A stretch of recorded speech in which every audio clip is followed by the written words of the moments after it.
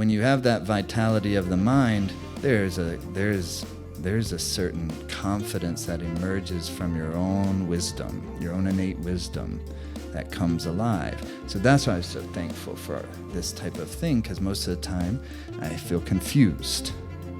But I always, nowadays, have the ability to fairly easily alleviate my confusion. Not by coming up with answers, but by making sure I'm dwelling in the part of myself that I trust.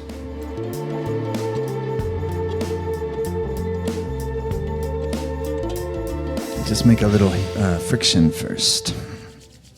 Yep, and then you can see if you feel. Just take your hands a little ways apart. And there. Just remind ourselves that we're not just clumps of flesh, but there's magnetism here, and you can work with it. And then it makes life a little bit easier. Because I don't know how it's going for y'all, but my life gets difficult.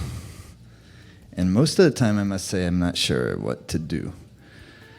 And that's one reason, or maybe the primary reason, I'm just so thankful for these types of tools. But also the wisdom that comes from it. Sometimes I think we can overemphasize the tools because they are so darn helpful, and we're like, oh my God, it's so good.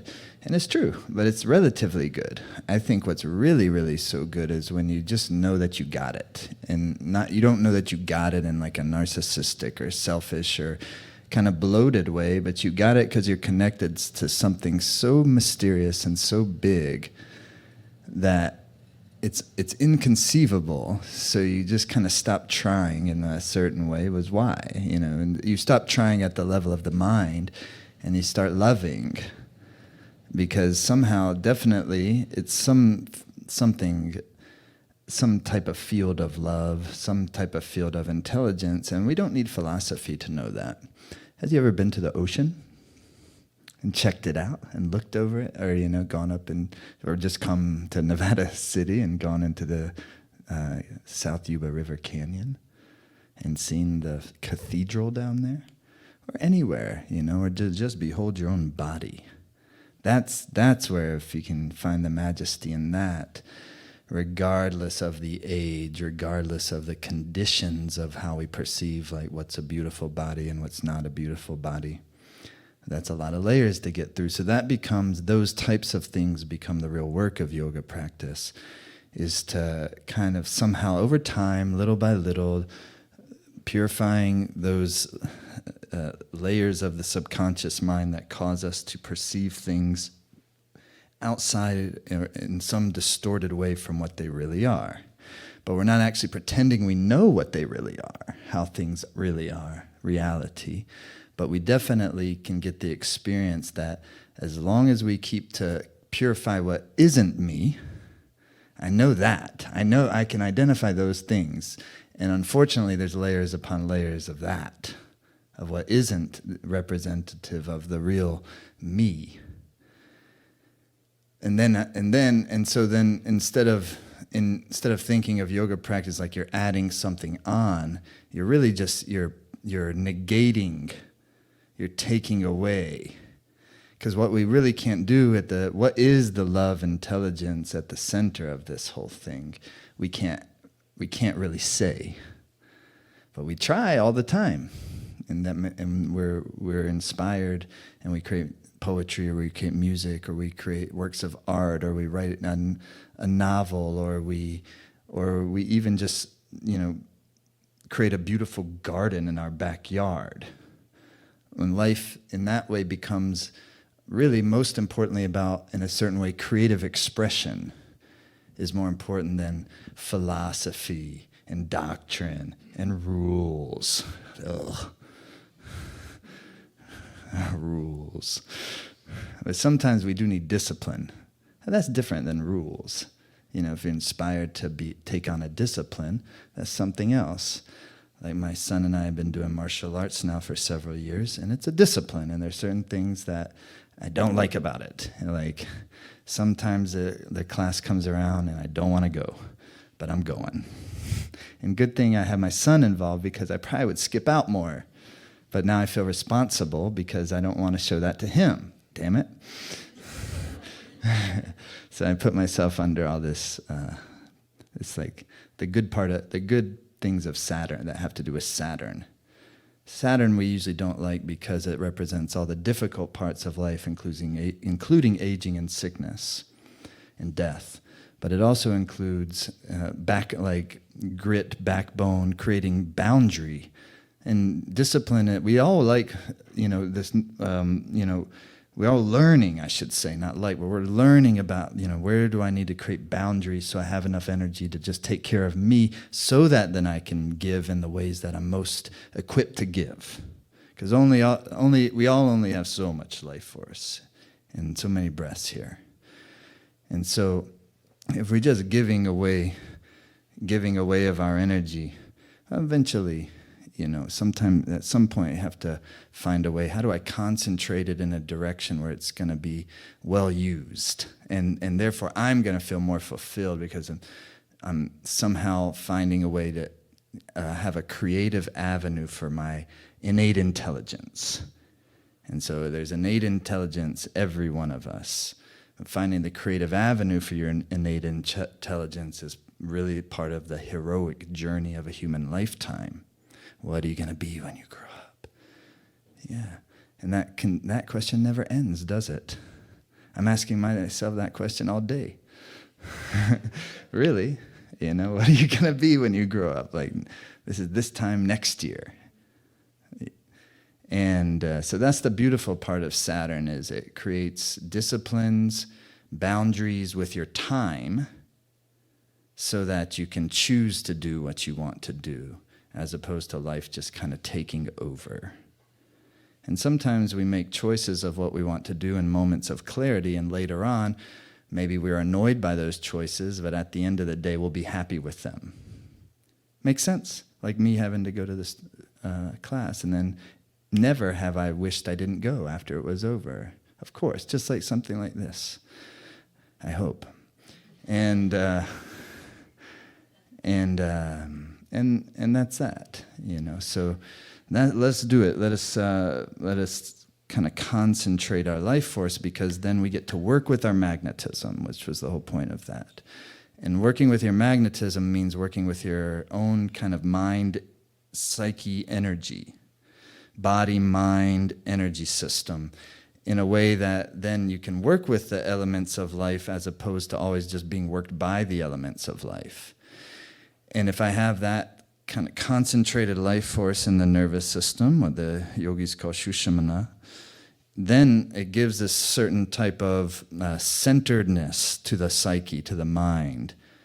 And that, out of that kind of strength of the it's a vitality of the mind. We think of vitality of the body, but this is vitality of the mind.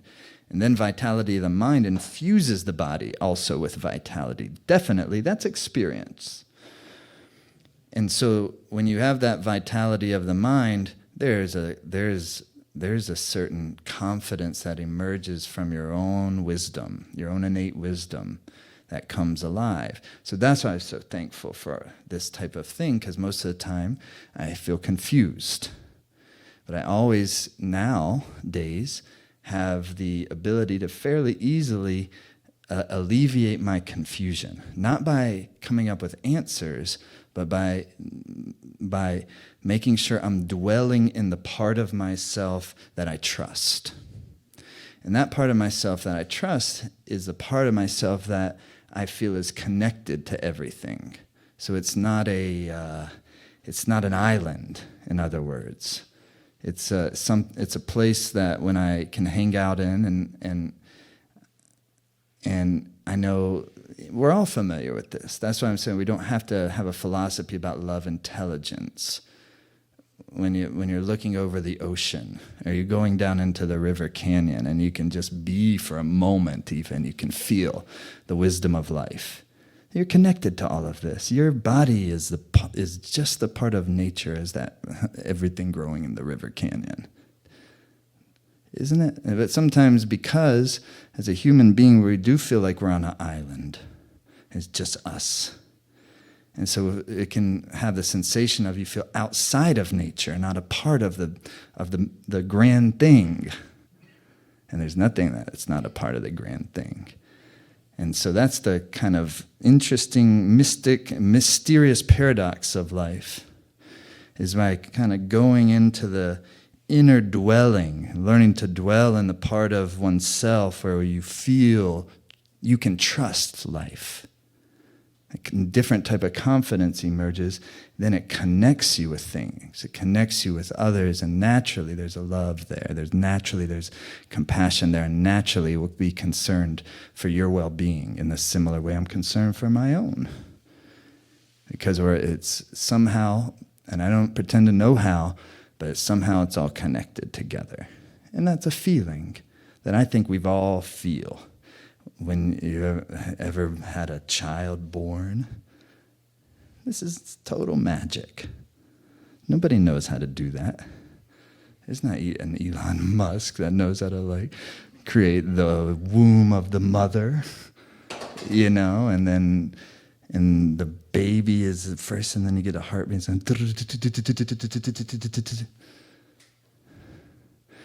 And then it starts to grow like limbs and extremities. This is a little alien creature growing inside this body. And then the belly gets bigger, like whoom, and it's beautiful though. And you see it and it's like, wow, and like a woman like that is glowing always. It's like an extra light that's coming from the eyes. There's something happening there. It's the mystery of creation. And then at some moment, the baby comes out. And if you're like me, you're interested in recording exactly the moment the baby comes out.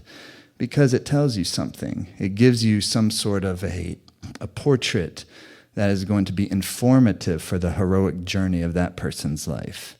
What is that? Whatever constellation is tied to the eastern horizon at the moment the child takes its first breath. They call in India the Lagna, your auspicious moment. Lagna means tied, the constellation that's tied to the point where the sun rises. You could just pull out these days your Skyview app and you look at it, it'll show you. It's not something that's not there, it's something we can look at and calculate and so forth. It's mathematical as well. Interpretation of it is less mathematical. That's where the art of life comes in. So then you have this journey that begins. The breath comes in, and then at some point there'll be an auspicious moment when the final breath goes. And that's equally auspicious. It has to be. And in between, so that's a between state. That's a bardo. What we're living in right now is this particular time, but it's easy to normalize to it, and life goes by. But if you stay connected to the mystery of it all, less of figuring it out, more of connecting into it, then I find that life, it never loses its meaning. And the difficult days are just as meaningful as the pleasurable days, and therefore you can stay happy. Because you can continue to love. Because then even though sometimes things get bleak, they don't lose love. And that's why I'm most concerned with the vitality of the mind. Because vitality of the mind is the mind's ability to stay connected to the real vital force of what we call soul energy, is love. Three forces, three magnetic powers of the human being is life force, tejas, fire, and ananda, the bliss that comes from love, from real love. From the love that you feel when a child is born and the love you feel when a loved one passes away. Different expressions of the same love. Thanks for watching on YouTube. Best easy way to stay in touch with us. Hit the subscribe button here. You'll see our videos when they come up. If you enjoyed this one, hit the like button. It'll help more people see it, help the channel grow. I appreciate you watching.